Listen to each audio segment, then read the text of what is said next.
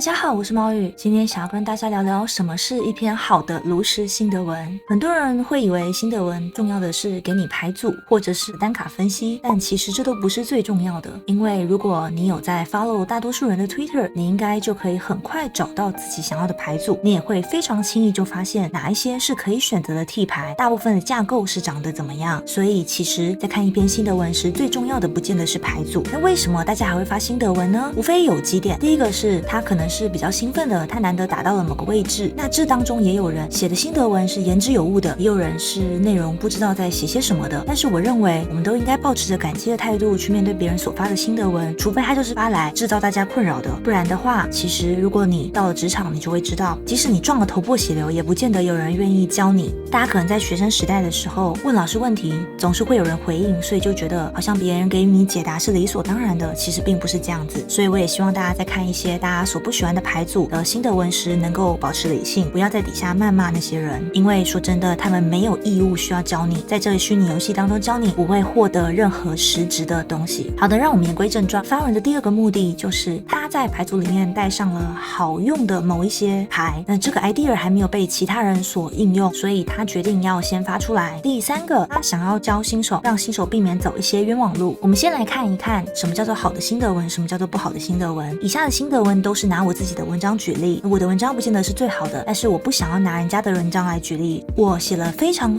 多篇做的心得文，从我以前一开始不知道怎么写，到我后来有非常大的进步。我们先来看一下其中一篇。好的，当然我们是有牌组的，那其实牌组都是大同小异，所以重要的事情是你为什么选择那样带，那底下就会给予你解释。有人带魂火，有人带压倒，那魂火与压倒带的数量都不一样，所以为什么要带？那有人带杂技勇者，有人带末日守卫，为什么你选择末日守卫？带这些的优缺点是什么？这才是心得文应该写出来的地方。而如果你没有办法写出来的话，代表其实你对游戏是一知半解，只是用叠场次的方式打到你所在的位置而已，所以你当然会觉得写心得文并没有什么，或者是看心得文不能够学会无视牌组。看心得文要有非常大的进步，首先得要你先玩那副牌组玩了几百场，然后再回头去看心得文，你才会理解别人的文章在讲些什么。那再来，当然很重要的事情就是职业应对。职业应对并不是叫你写一些大家都知道的东西，而是写一些你觉得如果今天有一个人他第一次来玩你所玩的这副牌组，你会希望告诉他什么事情，以及第二个，你看到天梯上很多对手常见的错误是什么，还有第三个，你觉得真正对局中的重点。他会告诉你有特例，像是对手当时会带末日原者，所以你要抓到炼金术师就要留下。那还有基本操作趋势，就是告诉你说不要边打边想，因为你如果把水晶用到剩下太明显的东西才开始想，对手就可以反推你的手牌。还有对手在思考的时候会烧线，你也不用觉得太不耐烦，因为其实你可以反推他为什么会需要烧线，为什么会需要思考。防 AOE 的方法我之前的影片讲过，我就不再说了。我们要告诉新手怎么样才可以应对某些职业，像是骑手，入有那么多已废挂，应该抓哪些，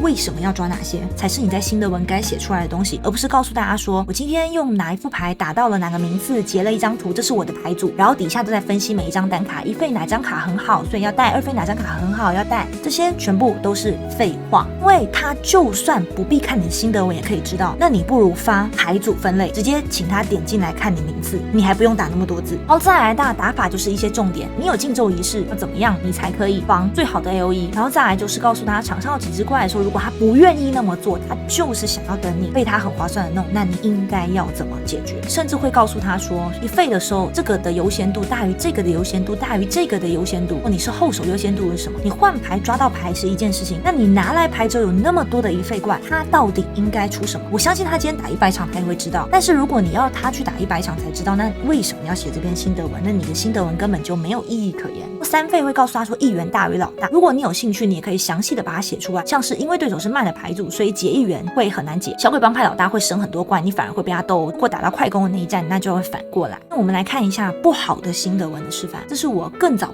以前写的心得文。你可以看到除了排版很有问题之外，如果你需要打一长串文章无法列点出来，代表你对那个牌组的操作是一知半解的，所以你才要需要写很多废话，而没有办法把你的语言精炼。如果你想要写心得文的话，这边也给你一些我的经验当做参考。其实大多数留言的人不太知道一篇心得文的价值，所以很多人他为了避免麻烦，他就会贴一个名次，就好像我们 YT 做个封面图那样子，这个封面图好看好点进来，或者是一开始前2-3句讲一下自己的成绩，增加它的可信度。但是其实真正的高分段玩家，即使你不贴那些，从你的内容我们也可以看得出来你是哪个分段的玩家。我还记得我当时写这篇心得文的时候，我不是只有贴在 PTT， 我要贴在别的地方。大家对于新德文大部分都是一个鼓励的态度，就是只要你不是乱写，不是随便乱弄一通，大部分都会是一个正向的态度。那底下是有人说写得很认真，可是入新德文已经很多了。那后来底下有一个，我记得是当时前50的人，他讲说，他说写得不错。我的重点不是在于说我觉得自己写得好或不好，而是在于说普通的玩家他会觉得说，是新德文现在已经有很多了，你何必再写？真正也同样跟你一样会玩的玩家就会知道说啊，你写是因为你觉得板上缺少了一些什么。那些人的确是没有写到该写的重点，你把你觉得该写出来，看完了觉得